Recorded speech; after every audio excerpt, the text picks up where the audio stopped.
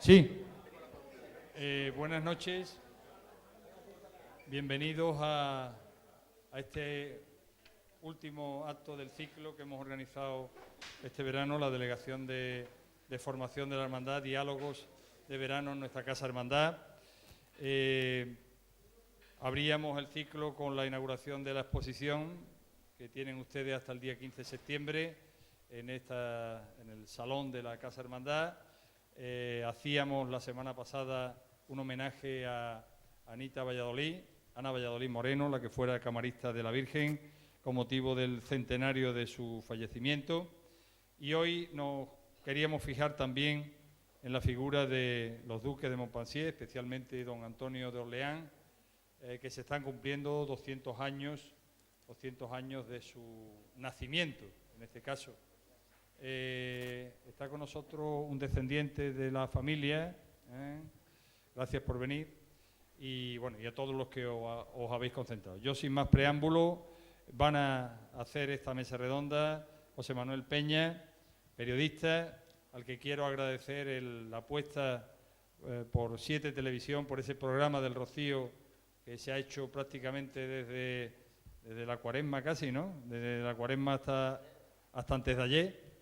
Mantener ese programa todas las semanas, y además un programa que ha tenido mucho seguimiento y mucho éxito, y agradecer, bueno, también la seriedad, el rigor con el que se ha hecho ese programa, que creo que es otra ventana más para difundir el Rocío. Don Francisco Robles, periodista, escritor, yo creo que ha vuelto a nacer 2 veces, y por lo menos una sé yo que se la debe a la Virgen del Rocío, las 2, bueno, pues las 2 veces. Es autor de un libro sobre los Montpensier y ahora pues nos dará detalles sobre su visión de este gran personaje. Pues estamos hablando de un personaje de referencia para Andalucía y para España, no solo para el Rocío. Gabriel Ferrera, historiador del arte, del equipo del Instituto Andaluz de Patrimonio Histórico, con el que hemos colaborado mucho en estos últimos años, no solo en la restauración de los 2 grandes conjuntos textiles de la Virgen, el conjunto textil de los Apóstoles y el de los Montpensier, que hemos hecho ahora recientemente, sino en el catálogo de joyas, magnífico catálogo de joyas que también hemos tenido la ocasión de publicar recientemente, y que él ha formado parte del equipo multidisciplinar de las personas que han trabajado en él. Y Julio Mayo, que necesita poca presentación en esta casa, historiador, archivero de los palacios, y que ha hecho grandes aportaciones al conocimiento de la historia del Rocío. Concretamente es autor de un artículo, probablemente lo más amplio que se ha escrito sobre los Montpensier y sobre el Duque de Orleans. Así que sin más preámbulo, os doy la palabra y encantado de tenernos en nuestra casa.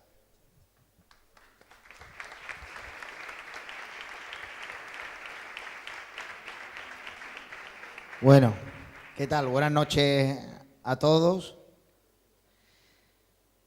Yo creo que Santi ha hecho, bueno, pues una presentación magnífica de los ponentes. De todas formas, voy a hacer una pequeña sinopsis, ¿no?, de lo que vamos a hablar esta noche, y le iré dando paso a cada uno de ellos. Tanto Gabriel como Julio han preparado pues una pequeña presentación en PowerPoint, y vamos a hacer pues eso, una pequeña semblanza, cada uno a su estilo, a su forma y manera, y abriremos también acto seguido la mesa redonda y el tiempo también de participación de todas las personas que hoy aquí pues nos damos cita, y la verdad es que agradeciendo, ¿no?, en masa. Está lleno el patio de la hermandad, está la noche fresquita, está agradable. Vamos a intentar tampoco que se haga el acto muy tedioso, al revés, que sea algo divulgativo, que sea algo didáctico, y que salgamos todos aprendiendo, en este caso sobre la persona de don Antonio de Orleans, 200 años del nacimiento del Duque de Montpensier. Vamos a empezar con Gabriel Ferrera, que como bien dice Santi, pues es técnico del Instituto Andaluz de Patrimonio Histórico, ha tenido en sus manos hasta hace nada pues ese eterno de la Condesa de París, de la Virgen que lució en la pasada romería recién restaurado y que es una auténtica maravilla. Él nos va a hablar mucho mejor de todo eso y nos va a poner un poquito en el contexto histórico de los Montpensier, de su llegada a España, de su dinastía, de sus bienes muebles e inmuebles. Nos va a poner en ese contexto histórico para que entendamos quién es don Antonio de Orleans. Después Julio Mayo tomará la palabra y hablará más desde el aspecto rociero, lo que tiene que ver la devoción del rocío y cómo la divulga y la importancia que tiene don Antonio de Orleans, tanto en la hermandad matriz como en la propia romería y en la propia expansión de la devoción a la patrona del monte. Y con Paco Robles pues hablaremos más desde la perspectiva del propio Antonio de Orleans, desde su personalidad, muchas gracias, su, bueno, digamos, afición por el poder, qué es lo que quería conseguir y cómo intentó buscarlo todo el tiempo. Así que nos meteremos más en su personalidad, en las raíces del propio personaje, o intentaremos reflexionar y llegar a ver cómo pensaba y cómo actuaba. Sin más, pues le cedo la palabra a Gabriel Ferreras e iremos también, pues le iré en algún momento haciendo preguntas, iremos concretando, iremos viendo pues este trabajo que nos va a exponer y también, como digo, al final pues intentaremos participar todos para que nos quede claro. Así que Gabriel nos va a poner, como digo, en ese contexto historicista. Viajamos siglo y medio, un poco más, a la España y al Rocío, a Sevilla, a todo ese mundo que los Montpensier ponen hasta llegar a la aldea. Vale, muchas gracias, José Manuel. Bueno, en primer lugar quisiera agradecer a la Hermandad Matriz y a su presidente, a Santiago Padilla, sí, y a toda su Junta de Gobierno por la invitación que nos ha hecho tanto a los ponentes, a Julio Mayo como a Paco Robles, que ellos saben mucho más de los Montpensier porque han escrito mucho más que yo. Yo voy a hablar unas pinceladas, os voy a situar un poco cronológicamente en quién era don Antonio de Orleans y su mujer, la infanta Luisa Fernanda, que tanta importancia han tenido en Andalucía hasta actualmente. Y contaré un poquito también, como lo mío siempre, los temas de patrimonio, pues os hablaré del gran patrimonio que se hace don Antonio de Orleans en Andalucía y también de algunas piezas que regalaron, que bueno, hemos hecho, como ha dicho el presidente anteriormente, pues los dos mantos más importantes que tiene la Virgen, denominado de la coronación jurídicamente, porque fue declarado bien de interés cultural hace unos años, y también restauramos el manto soberbio llamado, diríamos jurídicamente, de las hermandades, porque fue en el 56 cuando se hizo y eran las hermandades que existían en ese momento, pero también llamado de los apóstoles por las caídas que tiene diríamos el manto, como si fuera una capa pluvial, diríamos de la época barroca, y tiene en unas capilletas pues una serie de profetas y de santos relacionados con la Virgen, ¿no? Eso también lo restauramos ya hace unos años, entonces a mí me une, pues bueno, con el Rocío ya como me siento como en casa. Y después últimamente hemos hecho el catálogo de las alhajas más importantes que tiene la Virgen, que fue viniendo cuando la pandemia, veníamos los sábados y los domingos para ver todo el ajuar, todas las alhajas de la Virgen, que sobre todo lo importante en este caso era la devoción a la Virgen, esos regalos que tiene representado en joya a la Virgen y que verdaderamente tienen un valor más sentimental que económico, ¿no? Y hablaré también de una joya importante que regalan los descendientes de Antonio de Orleans y de Luisa Fernanda de Borbón. Bueno, empiezo hablando pues un poco porque ello hablará mucho más de don Antonio de Orleans. Esto funciona regular. Vamos a ver. Este es un cuadro que cuando llegan a Sevilla y compran el Palacio de San Telmo, está pintado por un pintor francés, Decaux, que que representa cómo se visten a la usanza andaluza, empezando por el duque, que le gustaba mucho, bueno, ahí no tiene un sombrero de cordobés, de Alanch y tal, pero bueno, se introducen en la sociedad sevillana, le dan un impulso importantísimo, porque en ese momento había una decadencia grande en Sevilla, ya que se había ido, bueno, la casa de contratación a Cádiz y tal, y entonces, bueno, pues ellos crean una pequeña corte que es importantísima y, bueno, le dan una vida a Sevilla increíble. Este cuadro lo he traído para empezar porque es muy significativo, ¿no? Porque ya tienen el Palacio San Telmo, que lo adquieren, y después se representan con los 3 hijos mayores, ¿no? La condesa de París, que es la niña del traje blanco, la infanta Amelia, y creo que sería el infante Felipe o alguno el que tiene el ama de cría en los brazos, ¿no? Vamos a empezar por, ya vi unas pinceladas de Antonio de Orleans, que es el hijo del último rey de Francia, de Luis Felipe de Orleans.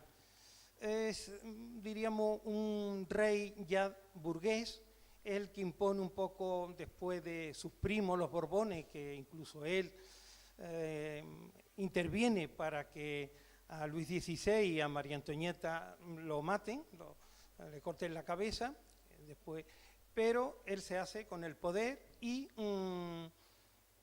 ya digo, su padre es Luis Felipe de Orleans y su madre es la princesa Amelia de dos Sicilias, por lo tanto también tiene parentesco pues con Luisa Fernanda, que es, como sabéis, la hija de Fernando VII, la segunda hija de Fernando VII, y de la reina Cristina regente, que es muy famosa, la de María Cristina me quiere gobernar.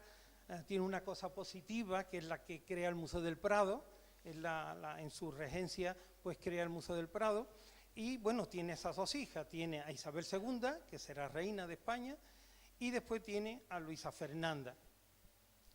La reina, pues regente, pues la expulsan el general Serrano, Argüelle, total, que la exilian porque se enamora de un militar de la Guardia de Corps, y entonces, pues bueno, no está bien visto que la reina viuda de Fernando VII, pues se enamore de este señor y bueno, pues empieza a tener hijos y tal. Ella se casa como es natural, pero el gobierno español la expulsa a París y se va a Francia.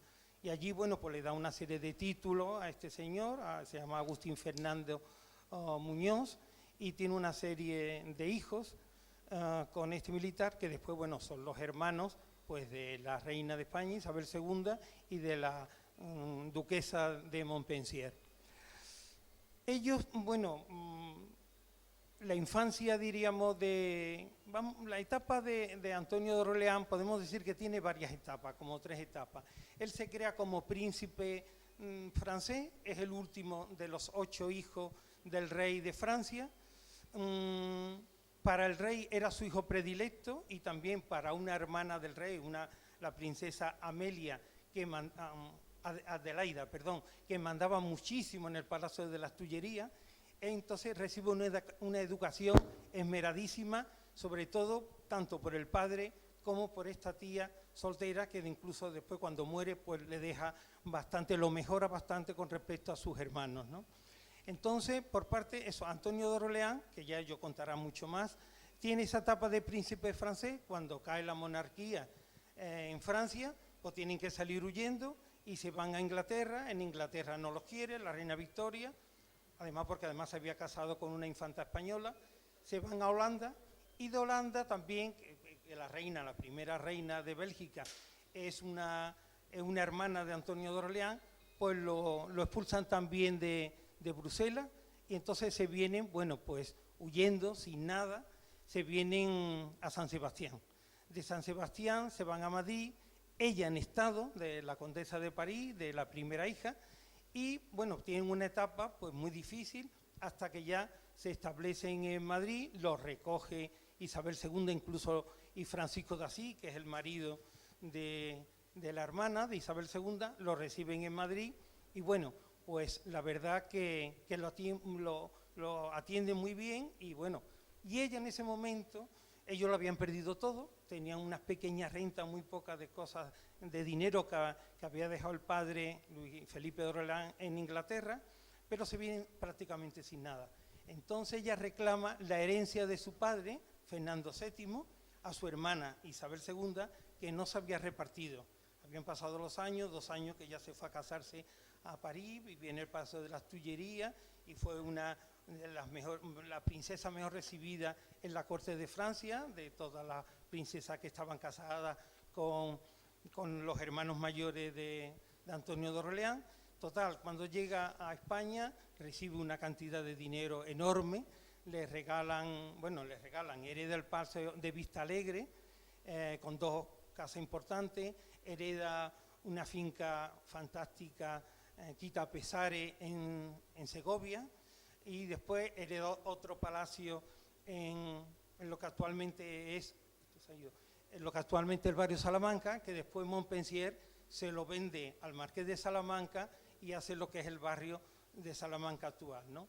Entonces, bueno, pues ellos, de esa herencia, es como se adquiere un gran patrimonio, él un buen gestor, porque tiene una educación fantástica, y empieza a heredar.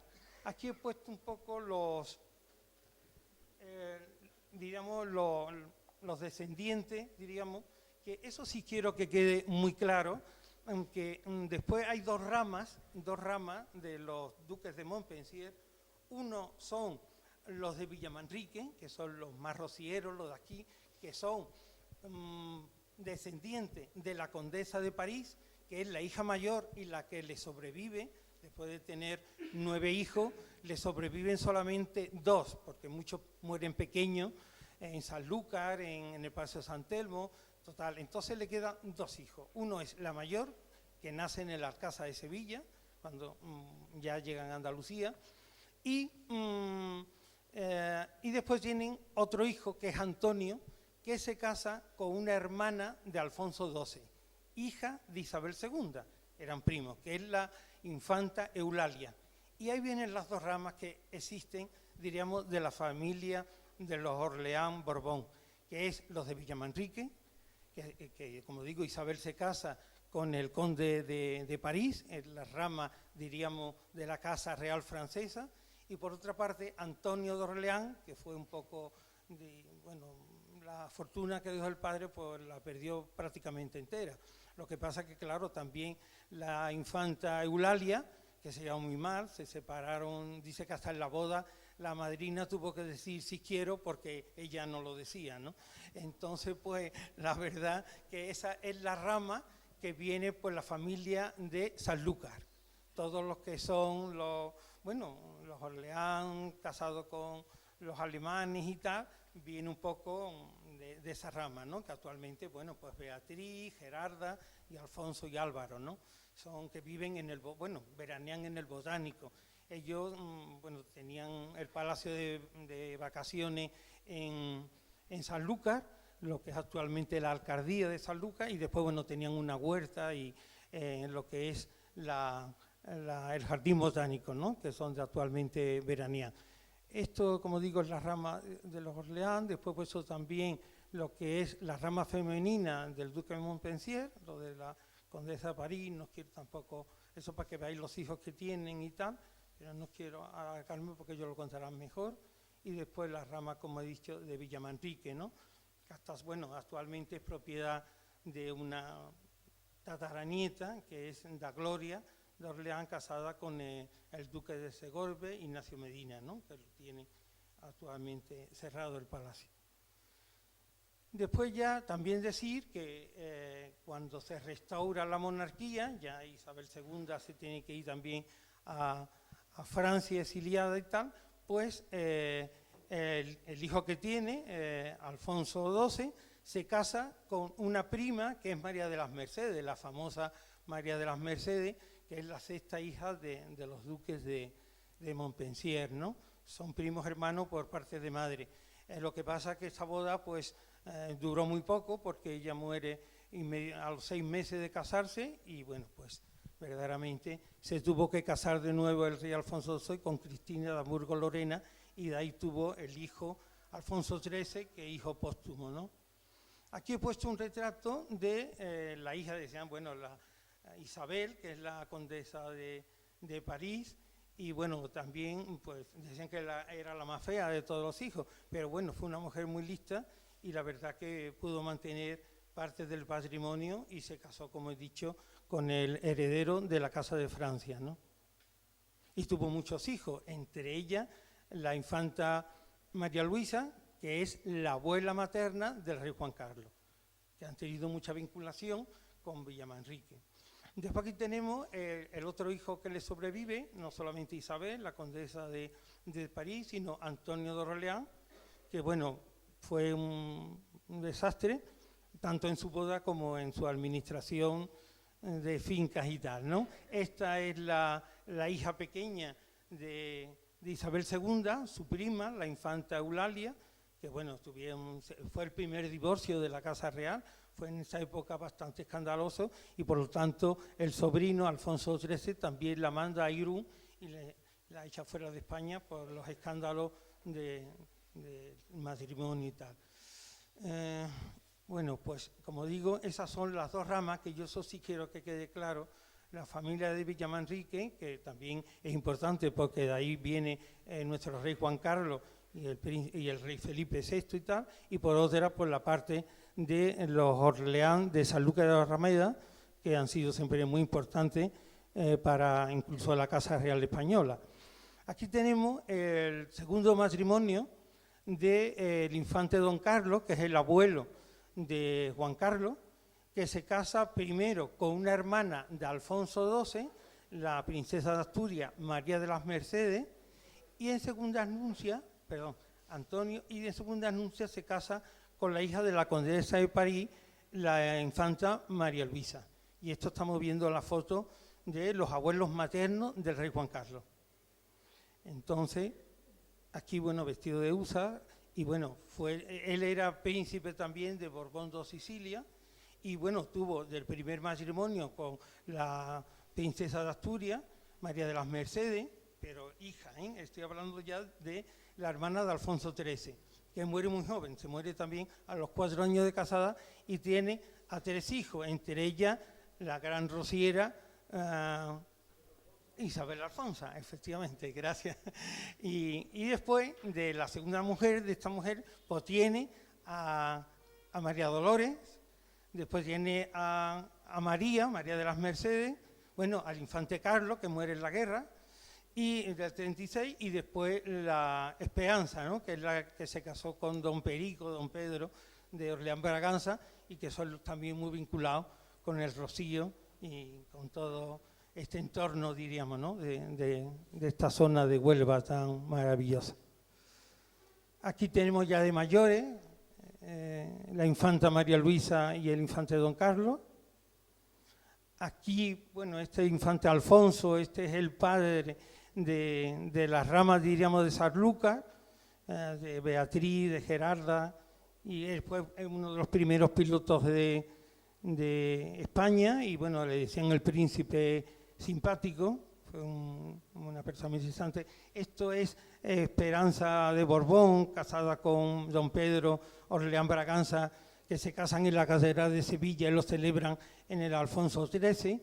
Este es en la boda que hacen en Sevilla, y ahí también está la infanta, bueno, la hija de la condesa de París, la madre de doña Esperanza, que es la que tiene el broche ese tan grande en primer plano, ¿no? Eso, diríamos, pues son las ramas, diríamos, de aquí del Rocío. Y después voy a hablar un poco de las adquisiciones que con el dinero de la herencia de Fernando VII, pues lo primero que hacen es buscar casa. En Madrid la corte no sentaba muy mal, porque ya los compañeros dirán que siempre estuvo un poco en contra de su cuñada y de la corona reinante. Entonces, lo primero que se le ocurre es comprar la Alhambra. Se quieren ir a vivir al Generalife o al Palacio de Carlos V. Entonces, porque están unos meses viviendo en Aranjuez, pero bueno, no sienta bien en la corte y los militares y eso lo traen para para Andalucía, de ahí la vinculación ya con Andalucía de los duques de Montpensier. Entonces, quieren comprar lo de la Alhambra, no se llega a un acuerdo, no se ven establecido allí, no quiere tampoco Isabel II que se quede en el Alhambra, un edificio tan significativo, aunque estaba hecho polvo en esos momentos, pero entonces pues se vienen a vivir al Alcázar, la reina les deja que vivan en el Alcázar, ahí como he dicho nace la Condesa de París, pero está en venta lo que fue la Escuela de Navegantes, que es el Palacio de San Telmo, por eso se llama San Telmo, porque el patrón de los navegantes, aunque es de Palencia y no hay mar, pero es San Telmo, y bueno, pues quiere comprar, diremos, lo que es el Palacio de San Telmo, y de hecho, pues lo compran, ¿no? Ya porque la Escuela de Navegantes ha ido a Cádiz con todo esto de la casa de contratación y todo esto. Entonces modifica mucho lo que es el Palacio que era Escuela de Navegantes, lo pone la fachada muy afrancesada, y después compra una serie de terrenos detrás, como es el convento de los Dieguinos, que es donde actualmente se encuentra el Teatro Lope de Vega, ahí estaba el convento de los franciscanos de Diego de Alcalá, ¿no? Y después compra también una serie de terrenos que llega, bueno, pues todo lo que es el Parque de María Luisa, y bueno, pues él decora, ahora va a haber una presentación en la Academia de San Fernando de Madrid, se va a hacer académica Leticia Cue, que es la conservadora de escultura del Museo del Prado, y su tesis doctoral, o su presentación, perdón, su carta de ingreso en la Academia de San Fernando, va a ser la escultura que el duque de Montpensier deja en Sevilla, de autores franceses y de escultores andaluces también, pero que reparte muchas esculturas por el Parque María Luisa al estilo de parque inglés, no de parque francés simétrico ni nada, sino que el Parque María Luisa, que después lo reforma también Forestier, como sabéis, pero bueno, hace un parque inmenso y coloca mucha escultura al estilo inglés clásico, ¿no? Después, cuando ya lo adquiere el palacio, es donde crea su corte, es donde, bueno, hay una anécdota muy curiosa que estudiando San Telmo en el archivo de allí del Botánico y tal, la primera vez que se sirve helado de fresa y chocolate en Sevilla es en la pedida de mano del rey Alfonso XII a María de las Mercedes. Es una anécdota, pero es la primera vez que viene helado a Sevilla y se sirve en la pedida de mano de estos reyes, ¿no? Aquí la portada del Palacio de San Telmo, antes de que se interviniera, bueno, la portada se quedó un poco igual que como era Escuela de Navegantes, pero después todo lo que es la fachada se afrancesó, ¿no? Después también las verjas se pusieron la flor de lis. Después la capilla, que la restauramos en el Instituto de Patrimonio, es muy curioso porque conservó parte de la capilla, pero cambió los santos titulares. Estaba la Virgen del Buen Aire, que es la que lo presidía, que es la que le da nombre a la capital de Buenos Aires, es por esta Virgen, por la Virgen del Buen Aire, la patrona de los navegantes. Antes de la Virgen del Carmen, la patrona de los navegantes es la Virgen del Buen Aire, ¿no? Y después los altares laterales, bueno, pues manda a hacer a pintores como Cabral Bejarano, o bueno, pintores románticos de la época sevillana, y también trae pintores franceses e ingleses también. Y entonces pues decora la capilla con los santos de los nombres de su antepasado, San Luis, y de los hijos, ¿no? Entonces cuando restauramos todos los altares y eso nos dimos cuenta que la iconografía de los altares estaban todo hechos por la familia Montpensier. Después compra otra casa importante que se dice que había sido, bueno, se dice que fue la casa de Hernán Cortés en Castilleja de la Cuesta, pero además con todos los gestos colombinos que tenía la familia Zúñiga, que son los descendientes de Hernán Cortés, y por lo tanto se queda con una colección arqueológica azteca fantástica. Él fue un hombre a nivel cultural muy importante porque lo educaron, ya le digo, como un rey burgués y no como un rey, diríamos, tradicional, ¿no? Después de Castilleja, pues compra también el terreno, unos terrenos del convento de los mercedarios descalzos de Sanlúcar, más unas casas de los Medina, unas bodegas y tal, y entonces pues edifica un edificio que se conserva, hoy es la alcaldía de Sanlúcar de Barrameda, y compra también pues, unas caballerizas, y todo lo hace en estilo mudéjar, todo le gusta mucho, porque Montpensier había estado un tiempo en Egipto, Y entonces le impresionó mucho, hizo mucha amistad con el bey de Egipto, que le regaló un gato negro, bueno, y lo tenían en San Telmo, y bueno, creo que está en el Botánico, esa escultura, y bueno, le gustaba mucho el estilo oriental, ¿no? Y por lo tanto, pues se hizo la casa pues muy inspirada en el Mudéjar, ¿no? Y en el Alcázar. Esta es la casa, como digo, la casa donde veraneaban. En primavera se iban a Castilleja, al Palacio de Hernán Cortés, pero en verano se puso de moda de ir a veranear a Sanlúcar. Y también compran lo que actualmente conservan, que es el Jardín Botánico, que es, diríamos, la huerta que le daba agua para las casas que tenían en Sanlúcar, porque la infanta Luisa Fernanda se obsesionó con el agua, porque como los niños se morían y siempre estaba obsesionada con la purificación del agua, fue una constante en ella siempre conseguir donde había agua que fuera limpia, diríamos. Después también adquieren, bueno, en Sanlúcar también adquieren la finca de Torrebreva. Torrebreva es la actual playa de la Ballena. Eso lo han vendido hace poco y eso, bueno, tienen 4 kilómetros en la finca que compra y eso, bueno, pues don Antonio de Orleán lo pone en explotación de viñedo y bueno, él era un gran exporta naranja a Inglaterra, trigo, él se vuelve un comerciante y un gestor magnífico, él se hace riquísimo. Esta casa, bueno, la compran también aquí y bueno, a él le gustaban mucho las palmeras, don Antonio, y bueno, le impresiona ya esta casa por las palmeras que tenía y tal, y bueno, se adquiere, y esa también es la vinculación, que esta se la dejan a la condesa de París, como he dicho anteriormente, y esta vinculación tan próxima con el Rocío, ¿no? Bueno, ya he hablado un poco de los bienes muebles, que darían muchos más, que adquieren y de finca y tal, y de huertas sobre todo, pero bueno, ya lo mío me voy a meter un poco en lo que es el patrimonio, diríamos, que regalan a la Virgen del Rocío. Esto es un broche, que le dicen el broche negro o el broche de los Montpensier. Creo que esto lo regalan los descendientes ya más próximos a nosotros, diríamos a la Virgen del Rocío, siempre lo lleva en el lado izquierdo. Y está compuesto pues, por 2 pendientes de esmeralda, como vemos en los laterales, una gargantilla, todo esto de la condesa de París y de la infanta María Luisa, ¿no? La abuela del rey. Después tiene el topacio fumé, que por eso le dicen la piedra negrita, que es una talla importante, y después se corona con un zafiro azul tipo pera, diríamos, pues, en el remate, ¿no? Es una composición que se hace probablemente en Casa Reyes de Sevilla, que ellos eran buenos clientes, y bueno, pues regalan este magnífico broche tan identificativo para la Virgen, ¿no? Después tenemos, bueno, que Luisa en su última etapa, Luisa Fernanda, después de la muerte de muchos hijos y de que había pasado todo el esplendor de la corte de San Telmo, se vuelve muy religiosa y muy pía y siempre vestida de negro por los lutos de los hijos y de toda la familia y tal, ¿no?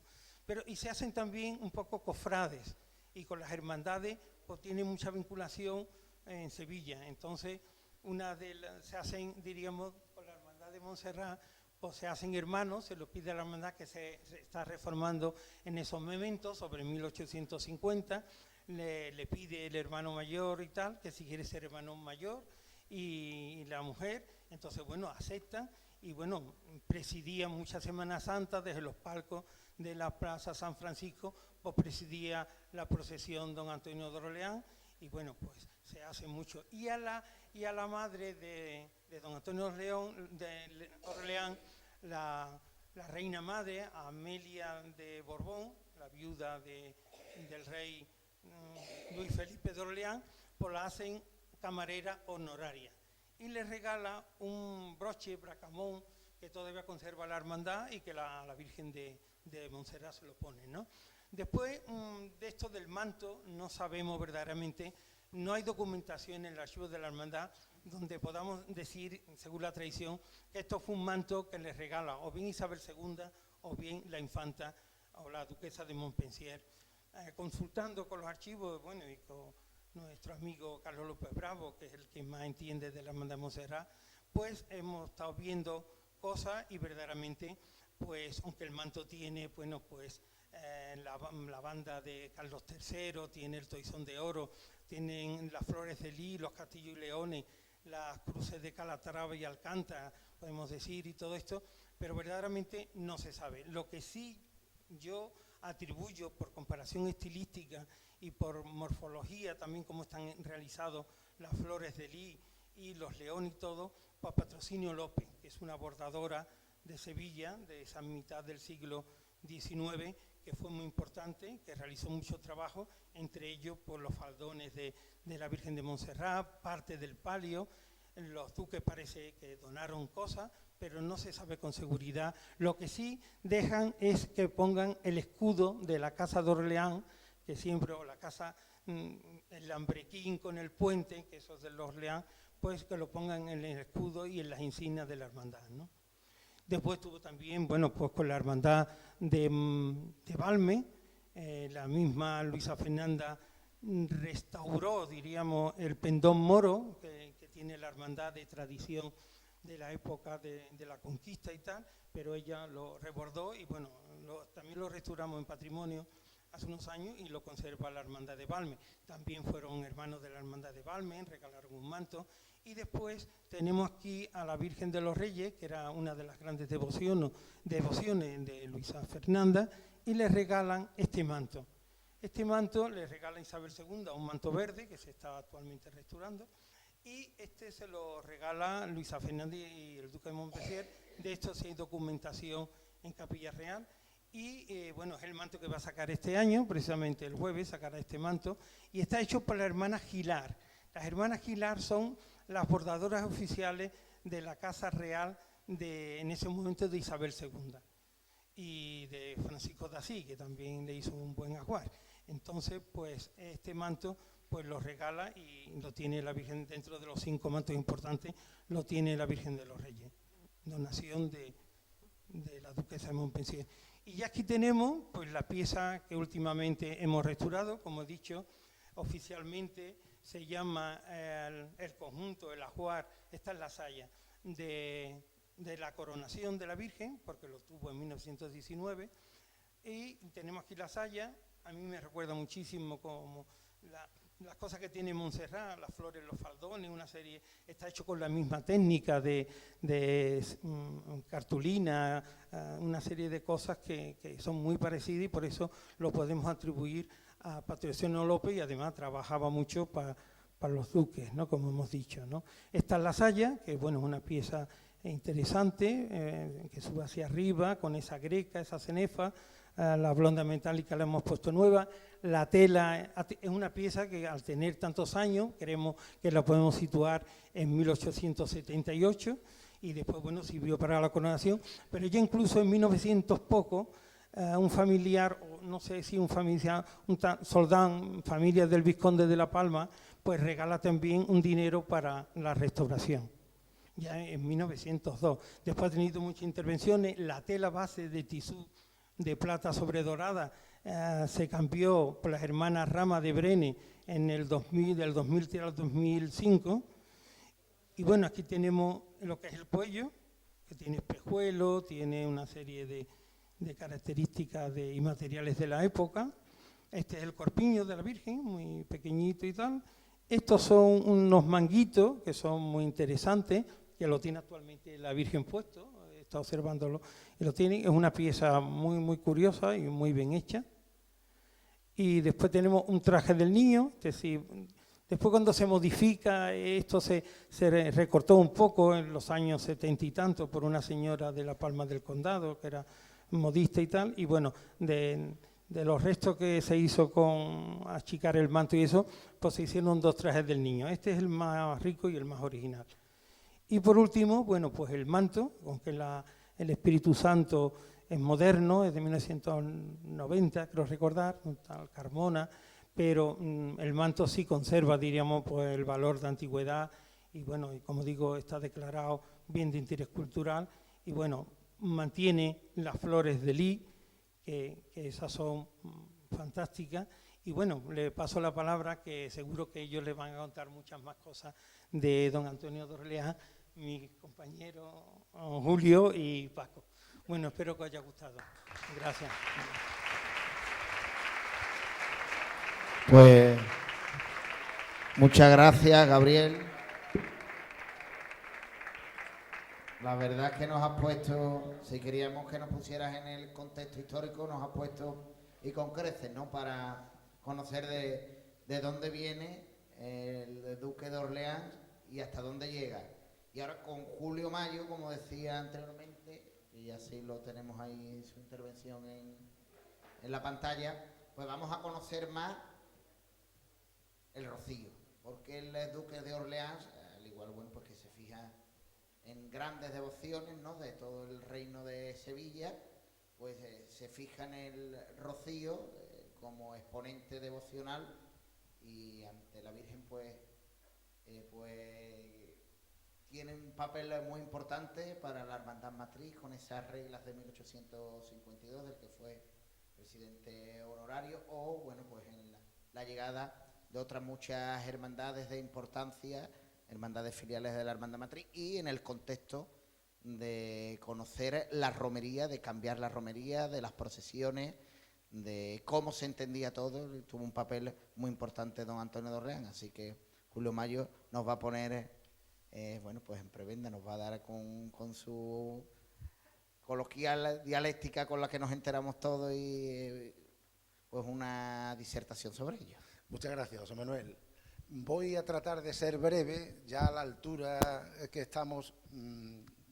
No quiero que se haga pesada mi intervención y me voy a centrar directamente en todas las contribuciones y aportaciones que esta eminente figura ha reportado al Rocío. Estamos ante un intelectual de una talla tremenda que introduce a España en la sociedad moderna de Europa, una persona con unos contactos brutales con todos los países, con todos los cuerpos diplomáticos y con todas las personas relevantes de todo el mundo, que tenemos la suerte de tenerlo en España, y viene a España justamente en un momento muy delicado. En el siglo XIX las hermandades, la Iglesia va a pasar por una etapa muy delicada, muy complicada, que él va a padecer y va a vivir junto a su esposa, la hermana de la reina Isabel II, porque la reina va a tener que condescender a la naciente política liberal que va a ir menoscabando a la Iglesia y a todas las corporaciones eclesiásticas. Van a hacer desaparecer los conventos, a los frailes, y van a ir mermando a todos los cabildos, catedrales, a todos los cuerpos de la Iglesia, y a las hermandades van a ir endureciendo las normas para que éstas existan. Él que no comparte esa condescendencia que la reina Isabel II deja para que poder mantener el trono, mucha gente ha pensado que él aspiraba, hecho el titular, un rey frustrado para España. Pudo haber sido un gran rey por la preparación que él tenía, pero posiblemente pudiera estar haciendo ese trabajo también para que su hijo, si no fuera él, pudiese haber llegado a ocupar el trono.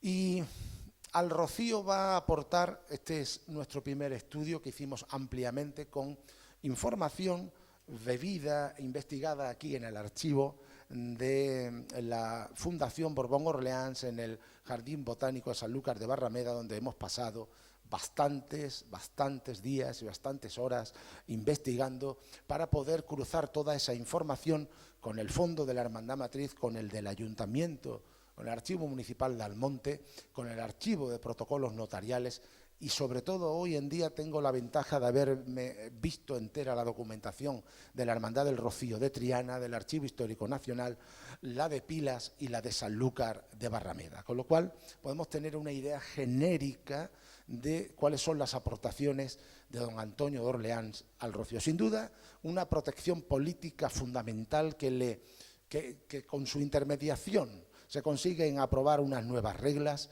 ojo, en la que va a aparecer por vez primera el término de presidente y en la que se le va a dar un papel, y esto hoy es muy importante saberlo, a el cura, no al ayuntamiento, sino al cura. La hermandad va a estar aprobada en 1852 supeditándose a una condición, que el gobierno último de la presidencia de la hermandad recaerá sobre el párroco. No tiene otro sentido, no es una institución comercial ni política, es una hermandad de ente religioso. Entonces, la hermandad tiene una competencia eclesiástica, no civil. Está perfectamente determinado en la aprobación de esa regla, que no se hubiera aprobado si no es gracias a su intermediación para que el cardenal de Sevilla aprobara unas reglas que estaban paradas y que ya estaba amenazado este fenómeno devocional desde una década antes, y que temía que su actividad cultural pudiese seguir adelante. Bien, nace en un contexto, o viene él en 2 décadas fundamentales, desde 1850 a 1860, y desde 1860 hasta 1870 va a ser las 2 décadas con más brillo que él, que se distingue por patrocinar, por arropar a muchas hermandades, a muchas advocaciones, pero el Rocío va a ser diferente. Él va a venir aquí todos los años, porque él desde niño está educado, tiene una educación ecuestre y un amor importante por la naturaleza, por la caballería, por lo militar, y el Rocío le depara todo eso. Estamos ante la devoción que es nacida en el campo, en medio de la marisma, con una tradición ecuestre tremenda, que nadie olvide de dónde viene el origen del Rocío, que es el origen de las yeguas, y no viene de Notre Dame de París, ni de nada de esto que hoy queremos inventar. El Rocío es lo que es, y era lo que era, y eso volvía loco a Antonio de Orleans. Que él pudiera venir de cacería el mismo día de la función de la Virgen y pudiera luego presidir con la vara la comitiva, eso lo hacía enloquecer. Permíteme, y es verdad, que algunas hermandades le dio limosnas, ayudó, pero donde él de verdad sintió personalmente durante esas 2 décadas es con la Virgen del Rocío. Durante 2 décadas, porque luego ya, con motivo de lo de la Revolución de 1868, se le atribuye a él que está en la conspiración para quitar a Isabel II, y en lo del asesinato de Prim, ahí ya tiene que huir, es desterrado, y ahí desaparece ya la figura del duque de Orleans, de don Antonio.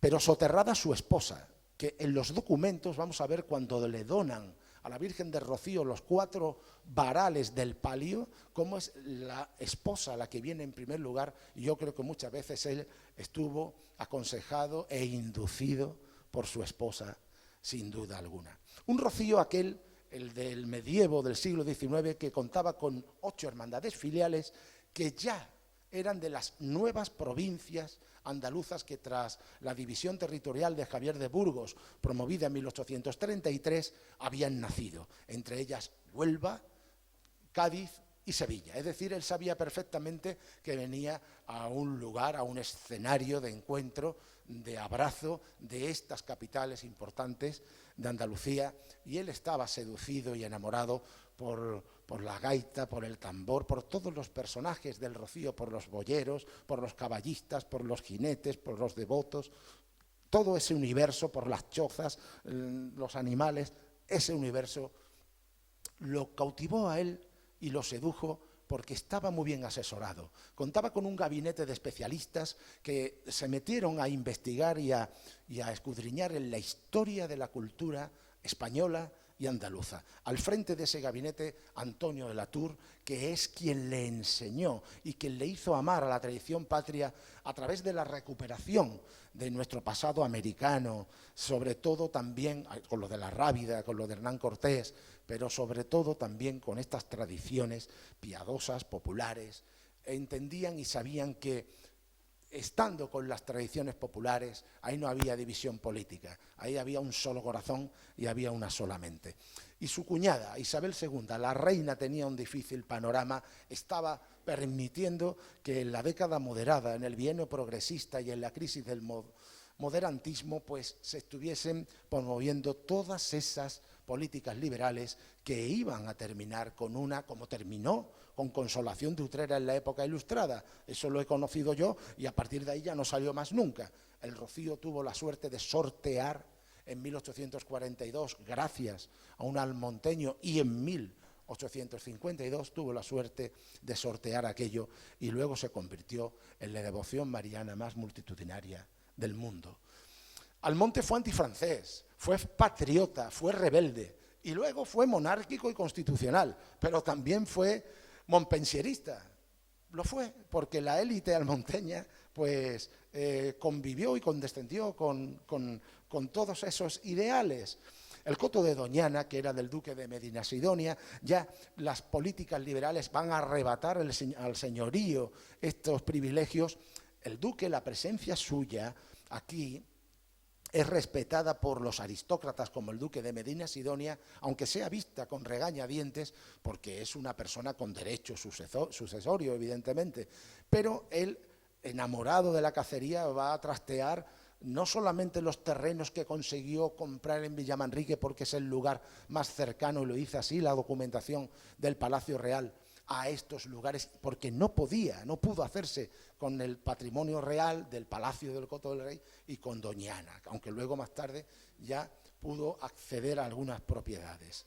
Bien, la primera vez que pisa estas inmediaciones es el 17 de septiembre de 1849 en una campaña de cacería a la que viene acompañado por un gran séquito de unas 50 personas, con el alcalde de Sanlúcar de Barrameda, con un mayor ya, Domingo Castellanos, que era el gerente del duque de Medinasidonia, y no avisan al alcalde de Almonte. Él tiene 26 años y su esposa tiene 18. Y se convierte en un gran amante de la cacería y de todo este paraíso en el que se hizo presente la Virgen del Rocío. De hecho, Francisco de Bruna, que había regentado el Palacio del Lomo del Grullo durante mucho tiempo, protestaba al Estado, a las autoridades estatales, y denunciaba de que la ermita del Rocío, en la época en la que había una colonia cercana que amenazaba con convertir esa ermita en una parroquia, pues Francisco de Bruna decía que el sacerdote y el ermitaño tenía convertida aquella ermita en un refugio de cazadores furtivos. ¿Os suena esto como algo nuevo? Pues ya existía eso en el siglo XVIII. A mí me ha interesado mucho saber hasta dónde llegó Juan Infante Galán en sus manuscritos, no en lo que tiene publicado porque tiene poco, pero a mí, en el momento que yo tenía oportunidad de investigar el fondo suyo, lo primero que voy es a buscar los papeles que él maneja y las ideas que sobre él pivotan. Y él tenía una idea genérica, claro, él no pudo cruzar esta documentación que hoy ya sí hemos podido nosotros ver en la fundación, en la documentación propia de la Casa del Duque de Orleans y en otras hermandades, por tanto, pero él sí sabía que estábamos ante un intelectual de un primer puño. Bien, la primera vez que acude al Rocío es en 1851, concretamente el 9 de junio, y aquel año no vino acompañado de su esposa María Luisa Fernanda, vino él solo, y desde aquel día era francés. Almonte había sido antifrancés, visto con muy regañadientes. Él no sería católico, se convirtió, no sería cristiano, pero amaba la cultura española y desde el primer día empuñó la vara presidiendo el cortejo de la procesión de la Virgen con gran orgullo. Y aquel año la Virgen fue trasladada al monte y él quiso ver ese traslado. Fue trasladada por sequía y la función en acción de gracias se ofició el 8 de febrero de 1852. Pues bien, en un escrito del ayuntamiento fechado en marzo de aquel año que suscribían los concejales, los sacerdotes y los hermanos de la hermandad, dicen que él vino lleno de ejemplar veneración y respeto. Ojo a la estrategia que va a seguir Almonte. Él va a recibir la petición de que se convierta en hermano mayor honorario. Pero para ser hermano mayor honorario tendrá que ser hermano mayor de una hermandad que tenga una aprobación de reglas. Bien, la hermandad contaba con estas reglas descubiertas en el fondo de la propia hermandad matriz, que es un manuscrito del siglo XIX que contiene el estatuario, los estatutos del siglo XVIII básicamente. Y eso de que viniera la petición de parte del ayuntamiento, del clero, y de un grupo de hermanos rocieros que estaban desaparecidos. Él quería darle el protagonismo a ese grupo de hermanos y quería aprobar a esa hermandad. Eso del ayuntamiento, el clero, serían patronos de la ermita mientras que exista la capellanía. Mientras que el dote de la capellanía exista, tendrá sentido el patronato creado para eso. Pero el gobierno de unas reglas que va a gobernar una hermandad piadosa, eso ya es distinto. De hecho, la hermandad conserva, también el Obispado de Huelva, otro archivo que hemos frecuentado con cierta frecuencia, expedientes para rehabilitar y modificar la regla. Una regla que no hubiera sido aprobada si no se vale don Antonio de Orleans y su esposa, a través de su gabinete de asesores, del cardenal de Sevilla, don Judas José Romo, para que pudieran ser aprobadas y repartir, porque todo el problema viene, el primer año da una suculenta limosna en 1851 de la que todos quieren formar parte o tomar parte, ayuntamiento, cura y hermandad. Ahí viene el problema. Y ahí es donde se suscita, no suena nada nuevo lo que estoy contando, pero bueno, lo cuento porque estoy hablando de 1851. Entonces ahí es donde se suscita ese, y se resuelve de este modo. Supedita el provisor general del arzobispado la aprobación del reglamento, ahí lo pone, está la transcripción mecanografiada de Juan Infante Galán, y a la izquierda me gusta siempre, José Manuel, sacar los documentos, porque luego dicen que a lo mejor yo fabulo o me invento la historia del Rocío. Tú lo has vivido conmigo en la televisión, querido José Manuel. Sí, bueno, ahí están, ¿no? Están los documentos que, lo importante, el que los quiera ver. Dice, con la adicción de que en adelante habrá de ser presidente de la dicha hermandad, el cura más antiguo que ahora es y lo será en adelante. Antonio de Orleans propicia que se apruebe la regla, y ahí está, el presidente no es el ayuntamiento ni el cura, ni nadie, propone que en última instancia el cura no acepta mucho eso, pero esa figura queda ahí instituida y se acepta la condición, se aprueba la regla. La regla que faculta a la hermandad lleva esa condición. Bueno, voy a ir corriendo porque sé que estoy resultando un poco pesado de este almonte montpensierista, tener claro que la iglesia local y el ayuntamiento pretendieron proclamarlo hermano mayor, y él dijo que para ser hermano mayor honorario había que tener unas reglas que finalmente se aprueban el 17 de abril del año 1852, que es un año de exaltación mariana en pleno contexto del dogma, a punto de declararse el dogma concepcionista, la Virgen yendo y viniendo al monte, la Virgen y al monte en toda su salsa, repitiendo la historia mejor que nunca, aunque fuera el siglo XIX. Yo hice en el estudio una secuencia de cómo fue el trámite de la aprobación de la regla y de las condiciones que se le pusieron para que fueran aprobadas. La única donación de preseas o de alhajas que yo, porque el duque daba limosnas, pero a la hermandad matriz consta haber sufragado de su pecunio particular, del de sus altezas reales, estos 4 varales de plata, ¿vale? Y precisamente el año que él va a aprobar que se le van a aprobar las reglas, el año en el que pone la condición de que el presidente debe de ser el cura, el año en el que va a terminar siendo hermano mayor honorario, cuando presida la procesión, la Virgen va a llevar los varales de plata. La dignificación de una expresión de piedad popular en el medio rural, en medio del campo, en medio de la marisma, entre caballos, entre yeguas, entre chozas, con la dignidad de llevar a la reina de Almonte, de la marisma, pero bajo un palio, con varales de plata. Ahí está el documento íntegro, literal, en el oficio que remiten los duques el 2 de abril al hermano mayor de la hermandad, hermano mayor que no presidente, de la hermandad de Almonte, y dice, voy a leer las 2 líneas porque dice, tengo el honor, el secretario de cámara suyo, vivían a cuerpo de rey, con un séquito. Cuando ustedes piensen en Montpensier, imaginar que delante suya viene un montón de gente, ¿eh? Cuando él viene aquí, no es cualquiera que viene a visitar el Rocío, viene un séquito pintoresco, amplio y de los más selectos de Europa.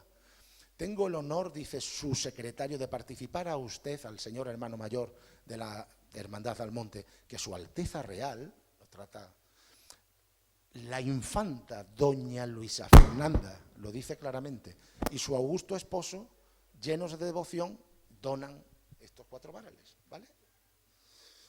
En 1853 termina siendo nombrado hermano mayor honorario. José Manuel, como me gusta enseñar los documentos, yo sé de las hermandades que él es hermano mayor honorario. Es que hay muchas hermandades que dicen, rocilleras, que los duques de Montpensier son hermanos mayores honorarios de ella. Yo conozco muy pocos documentos, voy a enseñar los que conozco. Yo no digo que de las otras no sea su hermano mayor honorario, sino que digo que habrá que sacar los documentos y verlos para ver. Y yo voy a enseñar hoy el acta de la Hermandad Matriz de Almonte. O sea, no una comunicación, sino una copia del acta certificada por su secretario, nada más y nada menos que don José Triana García, que en la sesión del 10 de junio de 1853, la hermandad, ya la nueva hermandad con sus reglas nuevas de Almonte, uno de los primeros acuerdos que establece es nombrar a Su Alteza Real de hermano mayor honorario. 10 de junio de 1853, el documento. Pero también antes de eso, curiosamente, el 29 de marzo, con documento, lo ha sido de Triana, con documento lo ha sido de Coria del Río. Desconozco los documentos de Umbrete, puede que lo sea, lo desconozco, no están en el archivo de la Fundación de Borbón-Orleans, no conozco los documentos de Villamanrique, si hay documentación de las limosnas que daban, y no conozco los documentos de Sanlúcar de Barrameda. Ni de La Palma del Condado ni de Moguer. No los conozco, puede que exista. Conozco los que yo he exhibido hoy. A lo mejor el año que viene os traigo los demás, ¿vale? Bien. Que puede que no existan, pero que fuese, pero que haya sido por un legado vocal, ¿no? Pero no un legado no vocal, escrito. ¿cómo va a hacer un cuerpo Bueno, de rey? pregunto, es un legado de boca Puede a boca, que pero no que exista y puede que fuera y que se ha perdido el documento.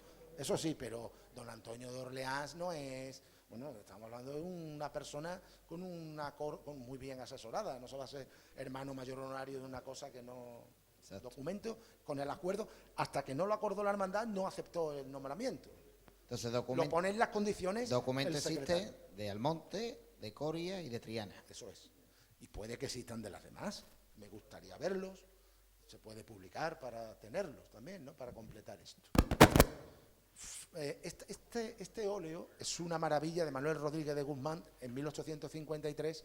Algunas personas creían que este era un cortejo romero que recrea en 1862 cuando viene Isabel II a las ruinas de Itálica. No, esto recrea el regreso de la Hermandad de Triana, es para que ustedes vean cómo el cortejo romero de Triana en la década en la que los Montpensier ya están en el Rocío es una verdadera maravilla y sobre todo va proclamando una viva adhesión monárquica que lo testimonia el remate de la corona real de los bueyes bien enjaezados y el paso carreta en madera es una maravilla, todo el cortejo, la dignidad con la que se reviste en esos momentos al Rocío. Tomen este ejemplo de Triana para...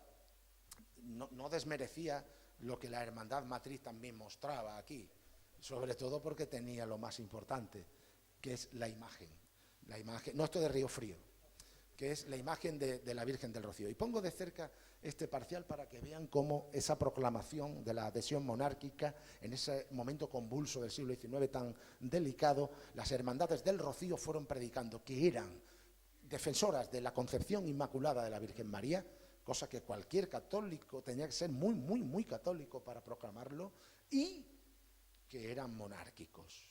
De hecho, la ráfaga, la media luna de la Virgen del Rocío, de aquí de Almonte, testimonia bien ese escudo real con la impronta de este emblema mariano de que también refiere a la propia parroquia y a la hermandad. Triana en 1855, con motivo del dogma concepcionista en ese momento, hace un nuevo sin pecado, las hermandades empiezan a renovar su ajuar, litúrgico y patrimonial, y esto es una maravilla, ese óleo que está atribuido a Manuel Rodríguez de Guzmán, que en el dorso del óvalo hay una plancha de cobre que tuvimos la suerte, Gabriel, de formar parte del equipo de trabajo, de asesoramiento, cuando se restauró y publicamos en la revista Esvoto el informe técnico e histórico de esta pieza. He puesto antes la pintura y miren de dónde puede estar tomada, del grabado decimonónico de José María Martín. Y luego, en el año 1867, hay una creencia popular que los Montpensier pagaron la carreta de plata de Triana. No, dan una limosna suculenta, dan 1.000 reales, pero no la pagan, contribuyen. 1867, la primera carreta hecha por Isaura, en plata de ley, no vamos a decir en plata de ley, plata, que los duques de Montpensier están detrás, a meses de llegar a la desgracia de don Antonio de Orleans con la Revolución de la Gloriosa. En 1800, estamos en el medievo de la década de 1850, años del cólera morbo en el que la Virgen va y viene, años en los que se monta una plaza de toros en el Real, porque el programa celebrativo, el programa previo a la función y a la procesión se va a ampliar y va a modificarse. Y se lidiaba todos los domingos una corrida de toros. ¿Habrá algo más rociero que los toros? Criados aquí, está en la cuna de los caballos y de la yegua, pero sobre todo, no lo olviden, está en la cuna de la ganadería de reses bravas. Y 3 años, 1856, 1857 y 1858, que a propuesta de varias hermandades, la Virgen sale por la tarde el lunes de Pentecostés, también para comodidad de sus altezas reales, y mira que la hermandad se amoldó a eso. Bueno, pues el último año no pudo venir el duque de Montpensier, pero sí trajo al rey de Portugal y vino los otros años. Pero uno de ellos no pudo venir. Pero la procesión, estamos hablando de cómo incide su presencia, no solamente la alteración del boato litúrgico de la función, sino de la procesión también de la Virgen. Hay un documento, varios, muy interesantes en el Palacio Real. El duque de Montpensier no se queda en Villamanrique para venir al Rocío. Vive a cuerpo de rey, va con todo su cuerpo real al Palacio del Lomo del Grullo. Está documentada su estancia días antes reparándose aquello, días después limpiándolo, todas sus estancias continuadas a cuerpo de rey, como persona, como alteza real, en el Palacio del Lomo del Grullo. Son numerosos los documentos que acreditan. Una cosa es su residencia cerca del coto, y otra cosa es para venir al Rocío de la manera en que lo hacía, porque tenía un séquito muy amplio y porque recibe a las personalidades más relevantes de todo el mundo y de toda Europa, y tiene que agasajarlos con el protocolo y con el cuerpo diplomático que esa altura requiere. Entiéndanme, en cualquier sitio no se puede quedar. De hecho, su secretario, hablando del Palacio de Villamanrique, Antonio de la Tour, en este libro que escribe de Cádiz, Sevilla, Andalucía, la mente romántica de don Antonio de Orleans, que fue un romántico, estaba seducida por la sabiduría de Antonio de la Tour, que recuperó la leyenda de la aparición de la Virgen y publicó claramente que la persona que encontró a la Virgen era de Almonte, y eso que ellos tenían una residencia en Villamanrique. Está publicado en la prensa y está publicado en su libro, en la prensa en 1858 y en su libro que salió en aquellos días. Y además, él añadió sobre los primeros traslados de la Virgen, que la Virgen fue llevada por ese hombre al pueblo de Almonte, fue llevada a otro sitio, y el cura y los devotos la trajeron o la tuvieron allí mientras que se construía la capilla en el término ya de Almonte, no en ningún otro término. Eso ya lo hemos aclarado. Hace 2 años tuve la suerte de estar aquí para hablar de la leyenda, de una interpretación. Antes Gabriel hacía referencia, tuve la oportunidad, siempre con la aquiescencia de la Hermandad Matriz, de poder consultar esta imagen que está en uno de los cuadros de la Casa de Hermandad, arriba en la biblioteca, en el archivo. Está esta imagen que dice literalmente este cuadro: los duques de Montpensier a Nuestra Señora del Rocío, allá, por el año 1878. No está documentado aproximadamente. Dice, con este equipo textil se coronó la imagen en 1919. Se restauró en 1978 y se estrenó ya pasado y restaurado en 1981. Pero esas piezas quedaron fuera y no se pusieron. Yo creo que este terno, no sé, queda por investigar. Puede que estuviese ya la condesa de París detrás de ese legado. Desde luego los duques, yo no he encontrado ningún documento. Sí he encontrado documentos hablando de grandes alhajas que ellos regalaron. Ellos regalaron grandes alhajas, pero de estas piezas textiles no he encontrado. Me gustaría cerrar y estrechar ese cerco para desentrañar la duda de que si fueron ellos, que en fecha podrían serlo, aunque ya estaban de capa caída no económica, sino institucionalmente, o su hija. Ese óleo de Triana de mediados del siglo XIX me sirve a mí para saber si fueron ellos o no, porque el óvalo de Triana lo dibujan, y claro, si ellos habrían regalado, y no, el dibujo no es el mismo. Eso es lo que me hace pensar que es un legado el de todo el conjunto textil posterior a 1850 y tantos. Así que todos los atributos de orfebrería, eso sí, ellos pueden estar de la dignificación de todos los atributos de orfebrería, es decir, la ráfaga de rayos biselados, la renovación de esas ráfagas, porque en 1836 fueron requeridas a través de Moguer para Hacienda. Ellos pueden estar detrás para dar a entender. En 1836 los liberales, Isabel II, mandaron llevarse la plata y nosotros traemos aquí a la plata para la Virgen para adornarla. Los rayos biselados, la media luna con el timbre real, la corona imperial, el cetro, y también, pues, antes lo comentaba con Gabriel, unos pasadores de oro y coral para la ropa interior que no existen, pero consta que ellos lo regalaron. Hay piezas que no se conservan hoy en día. Y ella puede estar detrás de muchas de esas donaciones porque luego, a caballo entre el siglo XIX y XX, pues ella y su familia son grandes bienhechores de la Virgen. Bien, en 1853, que es cuando se convierte en hermano mayor honorario, hay un punto de inflexión en la redistribución espacial del Real, del Rocío. Un conflicto de protocolo entre Umbrete y Coria del Río. El duque se equivoca, o lo hacen equivocarse. Esperaba Coria que llegara su flamante hermano mayor honorario y no llegaba. Y fue a Umbrete, porque uno de los mayordomos, de los servidores, Antonio Romero, que era de Umbrete, lo llevó a Umbrete, y ahí los corianos, no vea, al alcalde, a Vicente Cepeda, al alcalde de Almonte, al secretario, bueno, no sé, la que liaron. Después, para el año siguiente, fuera primeramente a Coria del Río. Y eso es lo que hizo pensar a las autoridades almonteñas y a todos, es que había que redistribuir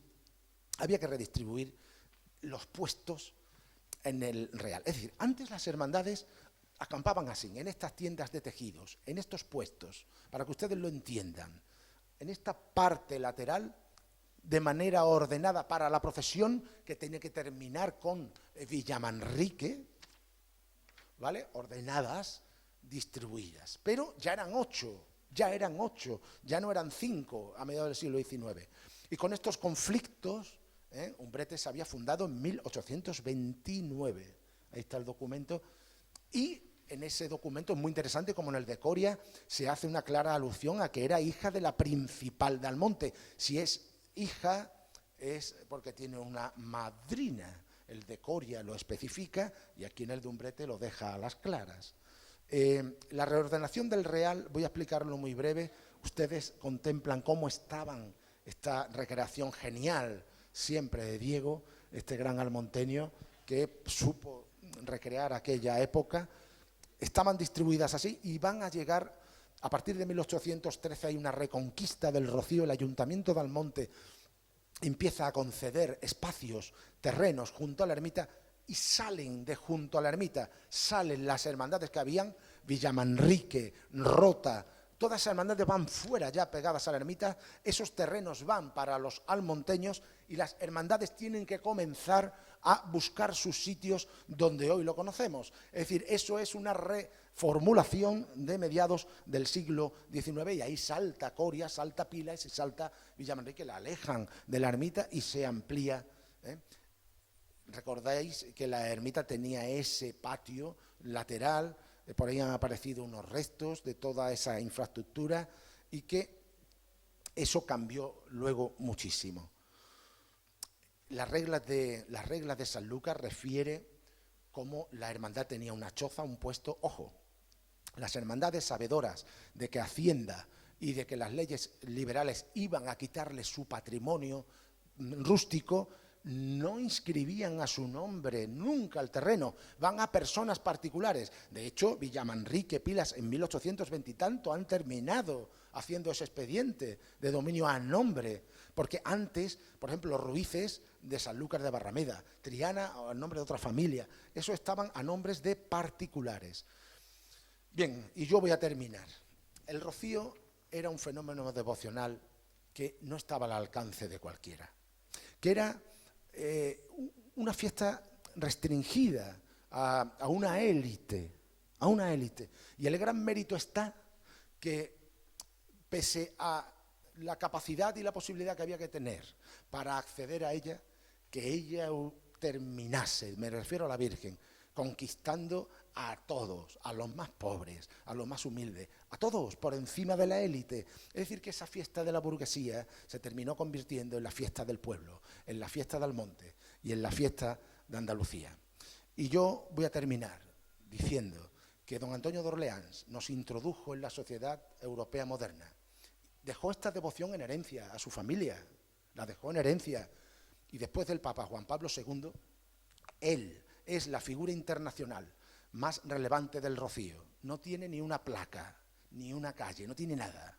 Pero la figura más relevante, internacionalmente hablando, del Rocío es Antonio de Orleans. Y además tuvo el arte de morir cazando en Torrebreva en 1890 en Sanlúcar de Barrameda. Será rociero, hermano mayor y honorario. Gracias.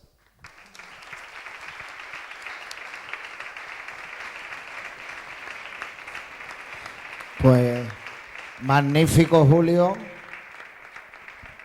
que además, pues, como siempre, con documentación, hemos visto como esas primeras reglas de 1852, que nadie las dude, de quién es hermano mayor honorario, dónde se quedaba, que era en Torrebreva, incluso su secretario, que fue el primero en escribir esa leyenda, de que la Virgen fue, pues, se le presentó a un almonteño y cómo entendemos ese medievo del siglo XIX para llegar a nuestros días, esa devoción que es del pueblo de Almonte y del pueblo de Andalucía, que es el que quiere rezar a la Virgen del Rocío.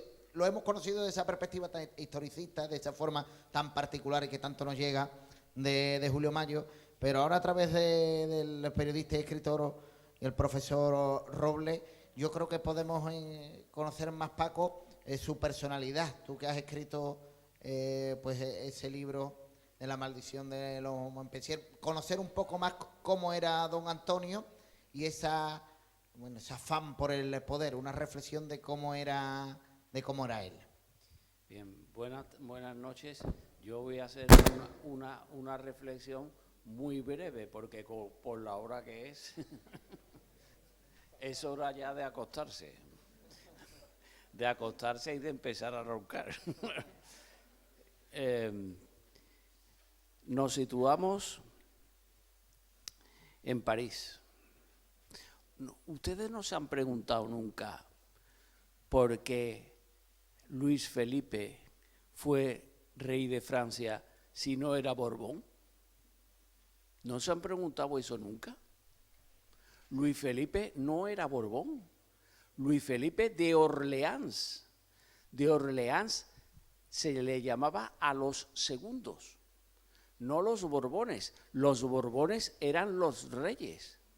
Luego, Luis Felipe fue rey siendo de Orleans. ¿No se lo han preguntado nunca? Pues fue rey. Rey porque sucedió al rey de Francia, que no dejó descendencia. Al no dejar descendencia, lo sucedía el hermano o el que le tocara.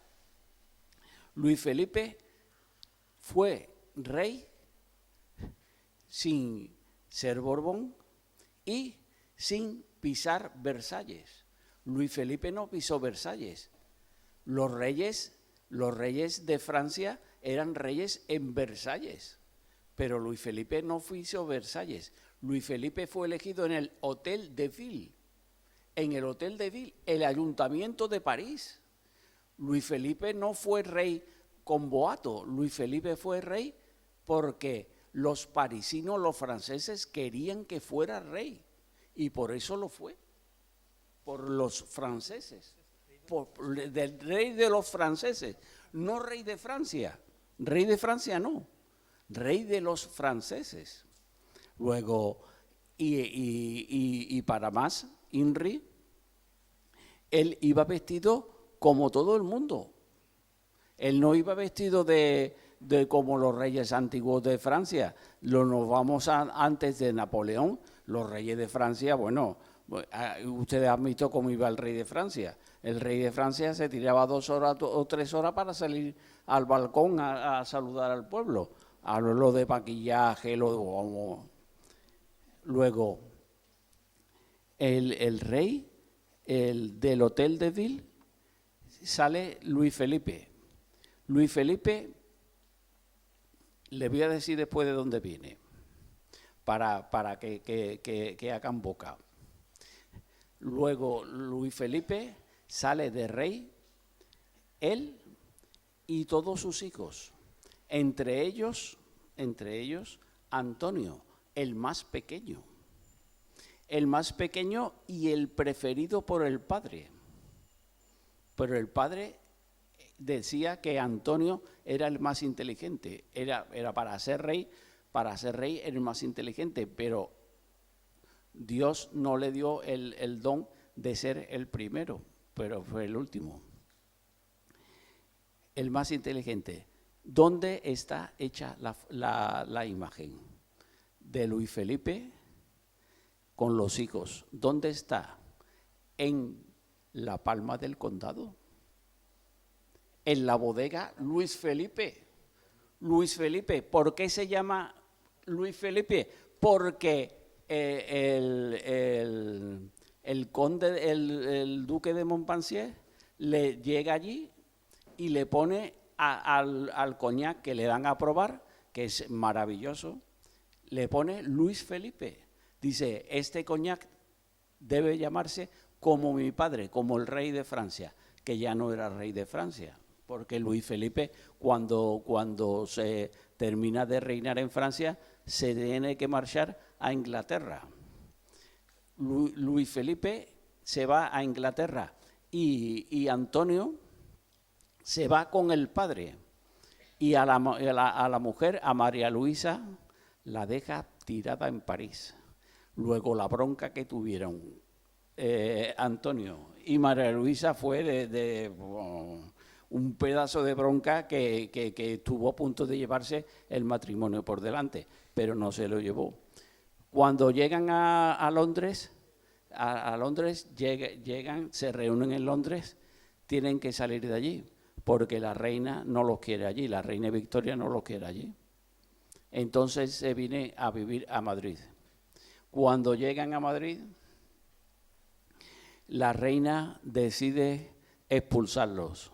En Madrid no pueden vivir. Vienen a Andalucía. ¿Por qué vienen a Andalucía? Porque en Andalucía todavía no había tren. ¿Me siguen ustedes? Para venir a Andalucía desde Madrid hasta Sevilla había que venir en diligencia. En diligencia estaba Madrid a 7 días. Después con el tren, que afortunadamente los duques de Montpensier conocen el tren, estaban a 1 día. Pero el duque de Montpensier no se viene con 1 día, sino con 7 días de diferencia con Madrid. Vienen a Sevilla, se instalan en Sevilla y la hija, la primera, Isabel, nace en el Alcázar de Sevilla. Yo he visto una placa pequeñísima que lo pone en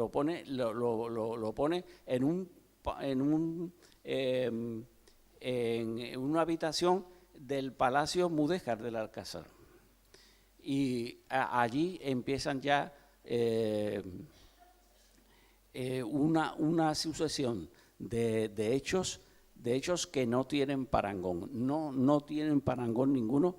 Estoy de acuerdo con mi compañero y amigo Julio Mayo en que el duque de Montpensier tiene que hacerse una revisión de su obra, de su vida. Él fue en Andalucía todo, repito, todo, porque en aquella época se decía que en España había dos reyes y reinas, la reina Isabel II y el virrey Antonio de Orleans. En Sevilla lo hizo todo, hasta incluso matar al general Prim. Fue Montpensier quien ordenó matar al general Prim. Lo tenía estudiado don Antonio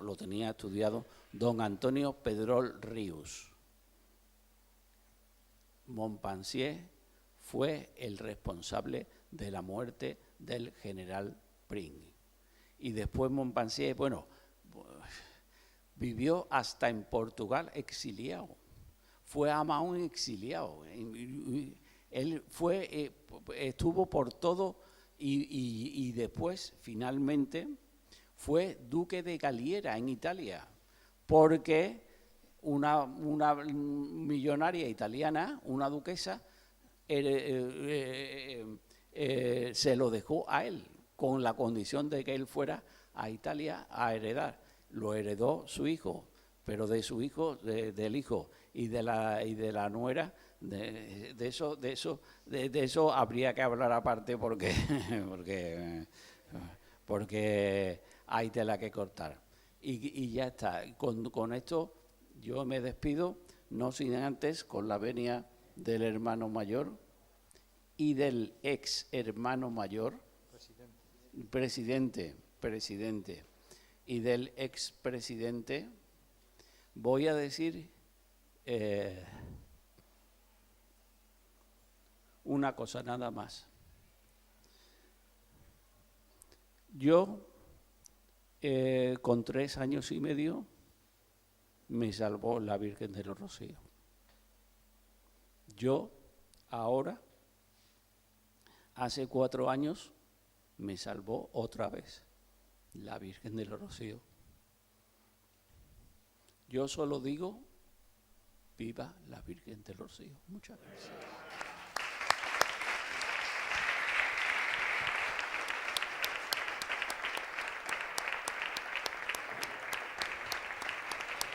Bueno, pues después de la intervención de Paco y viendo también la hora que es, pues vamos a dar por terminada el coloquio, mesa redonda, y al final, oye, pues la reflexión final, pues la ha hecho muy bien, Paco, ¿no? Las cosas en el Rocío, la Virgen, fíjate a los de sitios donde pudo ir a parar don Antonio de Orleans, pues la providencia, la divina providencia, que es la Virgen del Rocío, que en ella reside, en su pecho, en su pastorcito, quiso que viniese para acá y que fuese, como bien ha dicho Julio Mayo, una de las personalidades más importantes de la historia rociera. Pues sin más, yo creo que eso, por la hora que pues vamos a dar a término, no sé si quiere decir algo más el presidente, así que muchísimas gracias a todos por venir, gracias a la Hermandad Matriz por contar con nosotros. Bueno, hemos tenido 2 conferencias, una mesa redonda, que han sido 2 conferencias y el testimonio de Paco, maravilloso. Creo que se pone de manifiesto, incluso yo mismo tomo más conciencia del significado de esta figura para la historia del Rocío y bueno, creo que es una manera también de homenajearlo al cumplirse este 200 aniversario. tenemos un pequeño detalle para los en fin, intervinientes en esta mesa redonda, que lo lleven como recuerdo para José Manuel. José Manuel, no abro ya ninguno más porque todos son iguales, para Paco, para Gabriel y para Julio Mayo. Y bueno, excuso al nuestro delegado de formación, al que agradezco pues todo el esfuerzo para hacer realidad también este ciclo de conferencias. Si Dios quiere, pues tendremos ocasión de darle continuidad en otros momentos del año. Muchas gracias a todos, porque al final son ustedes los que le han dado sentido. Muchas gracias.